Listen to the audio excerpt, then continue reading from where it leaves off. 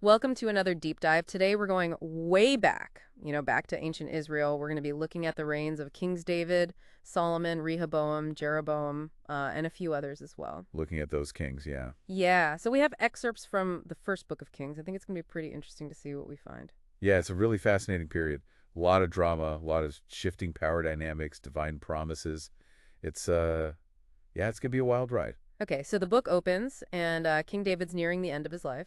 And right away, things get kind of messy. There's a power struggle going on between his sons, Adonijah and Solomon. Yeah, absolutely. And what's interesting here is that Bathsheba, Solomon's mother, she's really clever.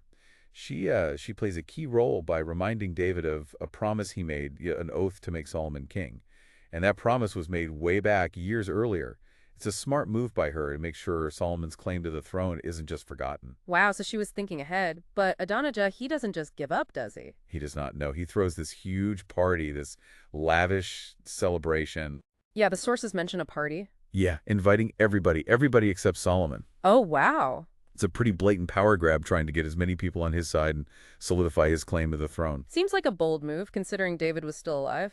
It is. It is. But Solomon's got some pretty powerful people on his side, too. Oh, okay. The prophet Nathan and Bathsheba, they're working together behind the scenes maneuvering to make sure that David keeps his promise, his original promise to Solomon. So even back then, thousands of years ago, it was all about who you knew and how well you could, play the game. It seems that way, yeah. So Solomon takes the throne in the end, but I'm guessing it couldn't have been easy to hold on to that power. You're right. Once Solomon's in power, he makes some pretty tough calls. What kind of calls? Well, he orders Adonijah to be executed, and he banishes the priest Abiathar. Oh, wow. These aren't just personal vendettas. I mean, they were a strategic move to eliminate any threats to his power. He even had Joab executed, and Joab was a powerful general. He was like super involved with David's rise to power. That must have been a really controversial decision. Yeah, it was. I mean, Joab, he was loyal to David, but he'd done some pretty ruthless things. Right. And from Solomon's point of view, he was a threat.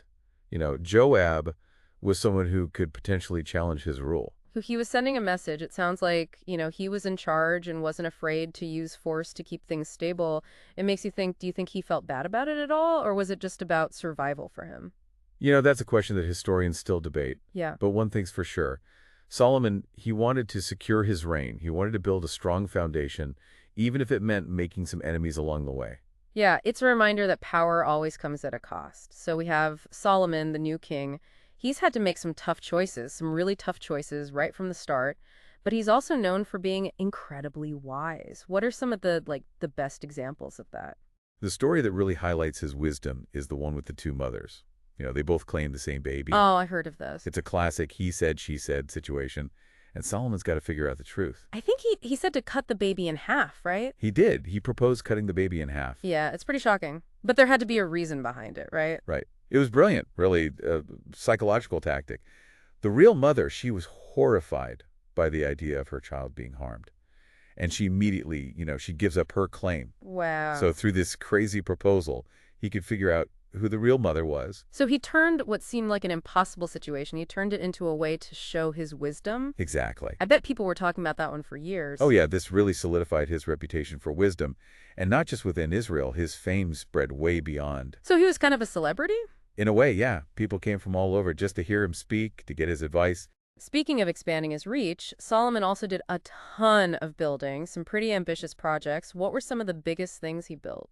Well, the most famous one has got to be the temple in Jerusalem, a massive project. And it was a symbol of, Israelite unity and their devotion to God. It's hard to imagine how big that project was. I mean, the temple was a huge, complex building. How did he even manage all of that? Solomon, he wasn't just wise, he was also a strategic thinker, and a diplomat. He made an alliance with King Hiram of Tyre, Okay. which gave him access to, important resources like cedar wood and skilled laborers. So he was a good manager, too. That partnership was essential for building the temple. So yeah, he was a good manager. He was a wise guy. He was a wise guy. It's amazing how he combined that wisdom with practical skills like diplomacy and resource management. It sounds like he was a really impressive leader. And then he ever, used all his wealth and power for himself. The sources mention something about an opulent court. Oh yeah, Solomon's court was known for being incredibly lavish. I mean, we're talking huge amounts of food every day, gold everywhere. It's almost hard to imagine. Sounds like something out of a movie. So was it all just about personal indulgence, or was there a reason for all that extravagance? I think it was a calculated display of power and wealth. Oh, okay. By showing off his wealth, he was sending a message to potential enemies, but also to allies. He wanted to establish his dominance, to make it clear that Israel was a force to be reckoned with. He was thinking long term, using his wealth to secure his position and influence in the world. Smart. Exactly. But even with all his wisdom and success, Solomon's reign wasn't perfect. Right, right. There's a turning point, a dark side to his story. Yeah, And this is where we get the divided kingdom, right? What caused that? I mean, it seemed like everything was going great for him. it's kind of a classic case of power corrupting. Despite his wisdom, Solomon was influenced by his many foreign wives, Ah, and okay. they led him astray. They encouraged him to worship other gods, which, of course, was strictly forbidden. So even Solomon, with all his wisdom, he wasn't immune to temptation. It's like a reminder that everyone makes mistakes, Absolutely. even the wisest among us. How did all of this idolatry, how did it affect the kingdom? It was a major turning point. Yahweh was angry about Solomon's actions, and he decided to punish him by dividing the kingdom. Wait, so after everything Solomon did, uniting the tribes, building the temple, making Israel powerful, it all falls apart because he strayed from his faith. It was a consequence of his choices, a reminder that everyone is held accountable for their actions, even powerful leaders. And that's how we get two kingdoms, right? Yeah, the division actually happened under Rehoboam, Solomon's son. Okay. It was a spiritual crisis, really, and it would have a lasting impact on the Israelites for generations. So who ended up ruling these two kingdoms? Well, Jeroboam, who had actually had a falling out with Solomon, he became the king of the northern kingdom. It was known as Israel. And Rehoboam, Solomon's son, he inherited the southern kingdom called Judah. I bet things were pretty chaotic back then. Oh, absolutely. It wasn't just a change in leadership. It was a fracturing of the nation, politically and religiously. Did they become one nation again, or did they stay separate? This division, it led to centuries of tension and rivalry between the two kingdoms, sometimes even war. Oh, wow. Yeah, it's a huge turning point in Israelite history, and it all stemmed from Solomon's decision to turn away from Yahweh. It's incredible to think that the choices of one person, even a king, could have such a huge impact. It is. So now we have two kingdoms, each with their own set of problems and opportunities. Where should we go from here? Let's focus on Jeroboam, the new king in the north. He had some unique challenges, pressure from all sides. His story is a really interesting one, a look at leadership, faith, and the never-ending struggle for power. Okay, let's do it. All right. Okay, so we've got this divided kingdom, and Jeroboam's in charge up north. Sounds like he had a pretty tough job on his hands. What was he most focused on as the new king? Well, he had this really big problem. He was leading people whose whole identity, their faith, everything was tied to the temple in Jerusalem. And now that was in Rehoboam's kingdom. Right. So he had to figure out a way to unite his people politically and religiously. It makes sense. If they kept going to Jerusalem for like religious stuff, it would weaken his power. Exactly, yeah. People might even start thinking about, reunifying it at Rehoboam. Right. So he makes this pretty controversial decision. What did he do? He sets up these golden calves in Bethel and Dan. They were symbols of power, fertility, things like that. He was basically creating new places of worship right there in his own territory. Wow. Okay, so like a rival religion, a way to separate from Jerusalem. Yeah, exactly. It was a bold move. And it definitely had consequences. I bet. We see this in this crazy encounter he has with a prophet from Judah. Wait, so a prophet from the south shows up in his kingdom? That doesn't sound good. Yeah, it was a tense situation. This prophet, he shows up at Jeroboam's new altar in Bethel. Oh, no. Right when they're having this big dedication ceremony. Talk about bad timing. Yeah. And he delivers this message straight from Yahweh, saying that the altar is going to be destroyed and Jeroboam's dynasty will fall. Whoa, I can't imagine Jeroboam was too happy about that. Oh, he was furious. And scared, too. He tries to arrest the prophet right then and there. Oh. But as he reaches out of hand to grab him, his hand just withers up. It's like instant punishment. A sign he was going against God's will. That's intense. Do you think he changed his mind after that? The prophet, he feels bad for him and prays for his hand to be healed. Okay. And it is. But even after that, even after this miracle, Jeroboam sticks to his plan. He keeps going with his new religious system. It's crazy how power and fear can make people ignore even the clearest signs. It really is. What happened to the prophet? Did he get away? Sadly, no. He actually disobeys God's instructions and ends up getting killed by a lion. It's a reminder that even people who speak for God aren't exempt from consequences if they disobey.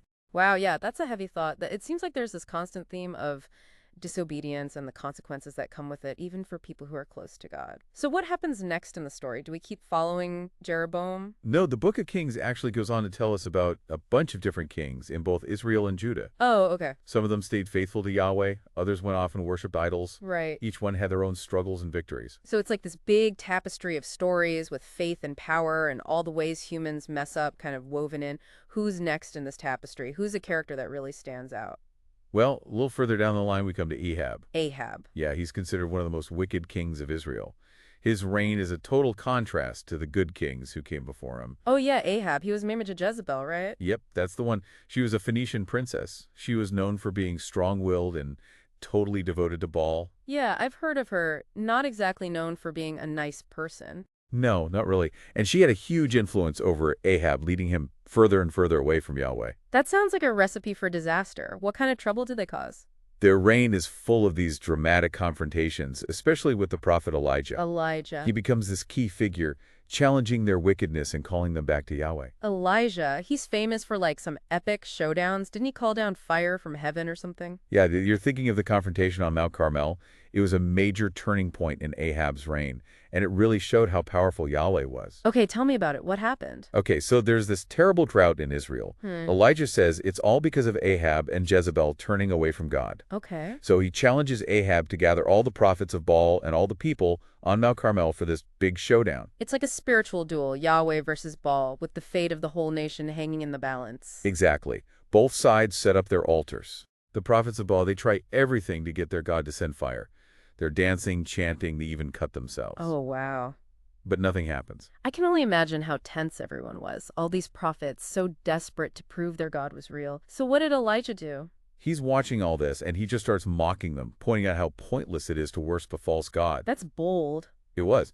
Then he fixes up this old altar to Yahweh, soaks the sacrifice with water, and offers a simple prayer. And suddenly, fire falls from the sky. Wow. It burns up the sacrifice, the wood, even the stones of the altar. It's like something out of a movie. What did everyone do? They were stunned. They all fell to their knees and started shouting, "Yahweh, he is God." It was a huge win for Elijah and a clear sign that Yahweh was the true God. And the drought ended, right? Yep, the rain came back. It was a total victory. But did it change Ahab's heart? Nope. He didn't change his ways. He and Jezebel were stuck in their wickedness. And this leads us to another crazy story, the story of Naboth's vineyard. Oh yeah, I've heard of that. I don't think it ends well for Naboth. You're right about that. So Ahab, he wants this vineyard that belongs to Naboth. It's right next to his palace. Okay. He offers to buy it, but Naboth says no.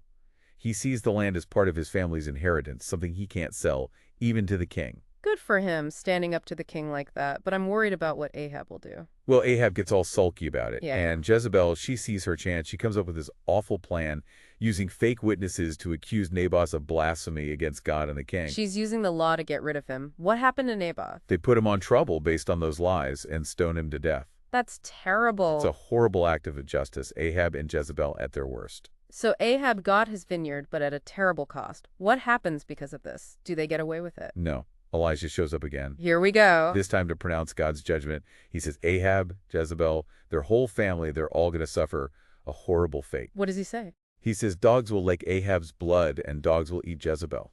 Whoa, that's dark. Does it actually happen? It does. But before we get into their downfall, I have an interesting story about Ahab. Okay, tell me. It really shows how much deception was going on during his reign. Okay. Ahab decides to team up with King Jehoshaphat of Judah. Okay. They're going to attack this city called Ramoth-Gilead.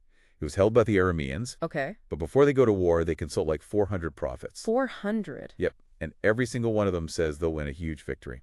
That's a lot of prophets saying the same thing. I know, right? Almost too good to be true. Jehoshaphat, he wasn't totally convinced. Good for him. He asks for another opinion, a prophet of Yahweh. Okay. Ahab, he's reluctant, but he calls for Micaiah, this prophet who's known for being brutally honest. Yeah, I bet he didn't want to hear from him. Did Micaiah agree with the others? No way. He tells them straight up they're going to lose. He even says that God sent a lying spirit to trick Ahab and the other prophets. Whoa, a lying spirit, so Ahab was being manipulated. Exactly. That changes everything. Did Ahab listen to him? Nope. He ignores the warning, heads into battle thinking he's got this in the bag. Oh, no. He even disguises himself so he won't be a target. Didn't work. Didn't work. He's killed by a random arrow, just like Micaiah said. So it's all over for Ahab. Yep, he's gone. Deceived and defeated. It shows you can't escape your fate no matter how powerful you are. What about Jezebel? Her end is just as bad. Remember Elijah's prophecy? Well, It comes true. Tell me. Her own servants throw her out of a window. Oh, no. She's trampled by horses, and then dogs come and eat her body. It's gruesome, but I guess you could say she got what she deserved. It's like poetic justice. Yeah.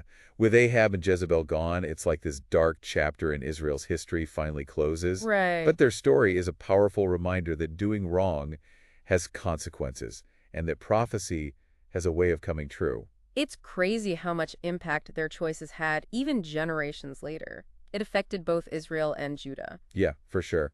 Man, what a ride this has been. We've gone from a divided kingdom to divine showdowns and prophecies coming true. What happens next? Does the drama continue? So much to unpack here. We've talked about Solomon's wisdom, that incredible temple, and then, wow, the contrast with Ahab and Jezebel, their wickedness. It seems like prophecy played this big part in all of it. Can we dig into that a little more? Like, what do these prophecies really mean? These glimpses into the future, you know? Yeah, definitely.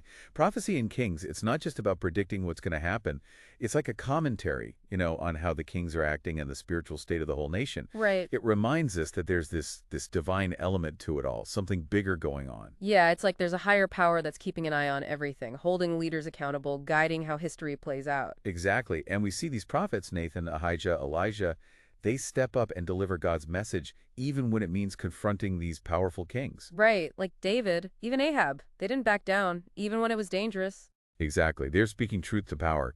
And it's amazing how those prophecies, some of them made decades earlier, they actually come true. It's like watching a puzzle being put together over time. Yeah, it's like a divine script unfolding across generations. Yeah. Remember the prophet who warned Jeroboam at that altar in Bethel? Oh, yeah, yeah. He said some future king named Josiah would destroy it, even burn human bones on it. I mean, that's a pretty dark prophecy, especially after seeing how Jeroboam reacted right then and there. Right. Well, generations later, Josiah becomes king of Judah. Okay. And what does he do? He starts this huge religious reform, destroying pagan altars, including the one at Bethel. He did. No way. Yeah, and get this, he burns human bones on the altar, just like the prophet said. Wow. So those prophecies, they're not just stories, they're like warnings, signs of what's to come. Right. It makes you think about free will and destiny. Do we really have control over our choices, or is it all planned out? Yeah, and where do those prophecies fit in? What are they trying to tell us? Are they just judgments, or is there something more to it? That's the big question, right? Theologians and scholars have been debating that for ages. Yeah.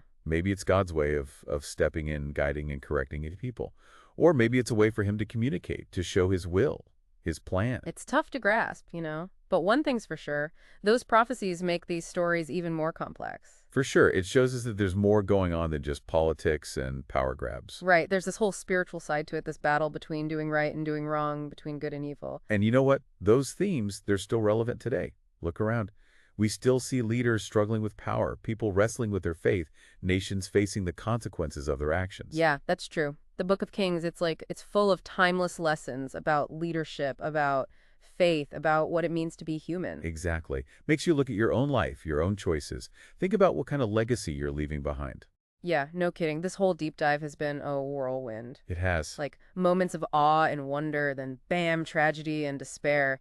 It's like history isn't just dates and names. It's all these human experiences all tangled up together. And it's a story that never ends, right? We're all part of it, writing our own chapters as we go. It's pretty amazing. Well, that's a powerful thought to end on. And I think it's a good place to wrap up our deep dive into the kings of Israel and Judah. We've looked at their lives, the good, the bad, the power of prophecy. I hope everyone listening has learned something new. Me too. Thanks for joining us on this journey. Keep exploring these stories. There's so much to discover. Absolutely. And think about those lessons, those timeless lessons. They're still relevant, even thousands of years later.